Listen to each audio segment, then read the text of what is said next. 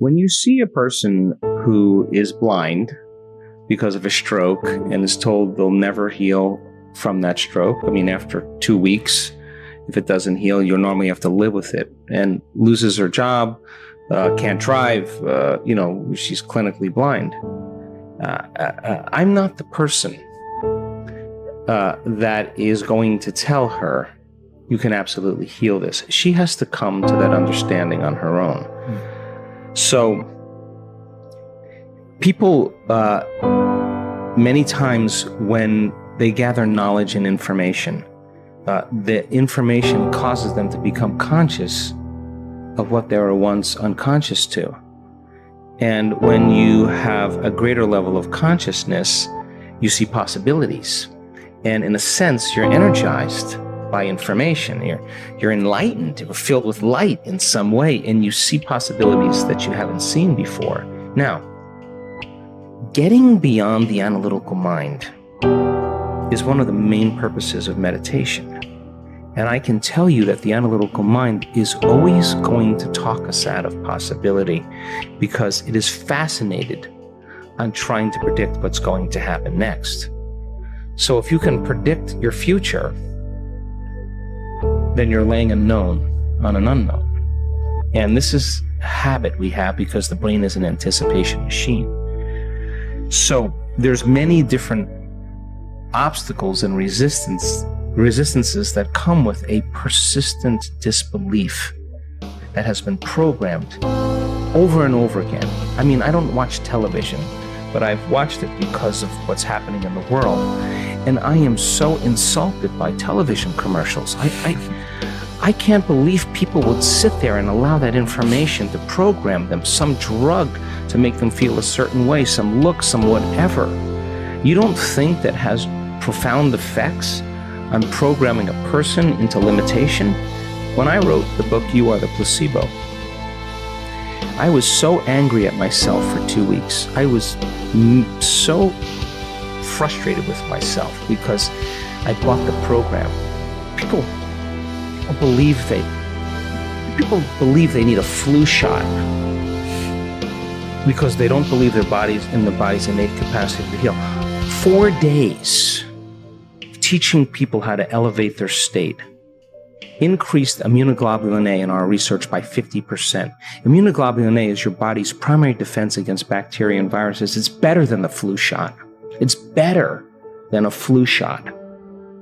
But that's not the information that people get. So there's a layer of programming that's happening. And the beauty behind all of this is nobody's buying information any longer. I love it. And I'm not prone to believe that guy in that tube telling me the way it is, and nobody should. And more people then, as they start to wake up to information, there's a change in energy. Because change in consciousness requires a change in energy. And now, a greater energy causes systems that were once stable to become unstable, to become chaotic. And chaos is just unpredictable order. It's novelty, it's newness, it's an unraveling of systems. So hang on. This is a really profound time because it's got to break.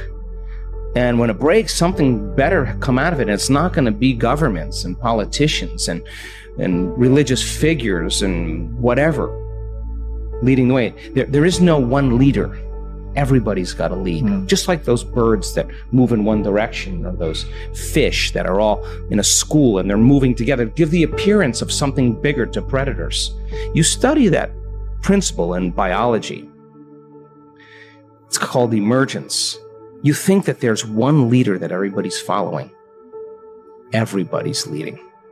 And there's a stigma we have in our minds that if you lead with too much passion in your life, you're going to lose your life. Whether you're Martin Luther King or William Wallace or Joan of Arc or Abraham Lincoln, you're going to get it. And that stigma is branded in people's minds for a reason. But this is a time in history to not die for the truth. This is time in history to live for the truth. And if you're working on your anger and frustration, and I'm working on my fear and anxiety and my judgment, and I'm taking care of me, and you emerge in that heart of yours, and I emerge in that heart, we are going to be like-minded. We're going to be connected by that invisible field. Now everybody's leading, and you just can't take out everybody now. So we can't wait for anybody else to take care of us. This is the fundamental time where something greater's got to grip us. Something greater. And if I see you demonstrating courage, I'm gonna jump in. And all of this craziness that's going on is an important time. But when we stop doing all those things and reacting, and we start going, hey, what do you do? Oh, you're a solar panel guy? Oh, I'm a teacher. Oh, you're a doctor? Let's get together and let's start figuring out how to coexist. Oh, you're brown, I'm white, you're black. Who cares? That's the costume you're wearing to the masquerade. I celebrate your uniqueness. I'm weird too.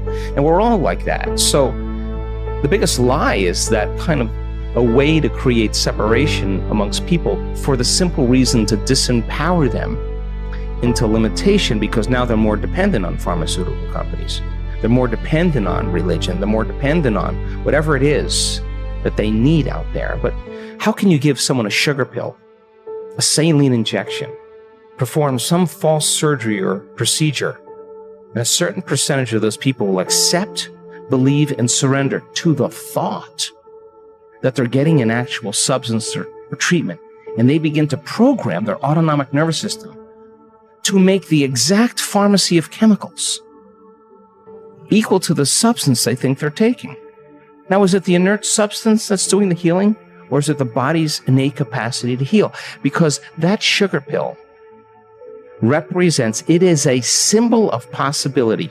And you hand that person that pill, and they begin to select a new potential in the quantum field called, this could actually work. And if the doctor's enthusiastic, it'll work better. And if you name it something they can't pronounce, it'll work even better. And if you charge a lot more money for it, it'll work even better. And you make it sound like something that it can do for you, it'll work even better. Viagra, Niagara, it's a lot of flow. It's subconscious cues. So then, in the studies on depression, in the studies on pain relief, those people were making their own pharmacy of antidepressants, their own pharmacy of morphine. They were checking the receptor sites on the outside of the cells, and their body was making morphine. So then, do you need the sugar pill? Do you need the saline injection? Do you need to perform some false surgery or procedure? Because all they're doing is marrying a clear intention with the elevated emotion of optimism, of possibility, of inspiration. They're changing their state of being. All right, so the depression studies took 8 weeks, giving the person the pill every day. Most of them thought they were getting the actual substance because they felt so much better. The brain scans showed that they were better. They were getting the placebo. They went back to the researchers and said, I'm sorry, you must have given me the real medication. No, we gave you the placebo. That's how much better they felt. It wasn't one day. They didn't take it once and say, I'm better. They took it for 6 weeks. So then people are so entitled to thinking that the moment they press on their cell phone, they get answers and information. It's not how it works. This is a practice. Every day, changing your state of being, doing it for 8 weeks without a sugar pill, just marrying a clear intention and elevated emotion, changing your state of being without any exogenous substance. Sooner or later, you start feeling good. You practice feeling good every day for 8 weeks, you're going to start feeling good. It's just going to be the side effect. It just makes sense.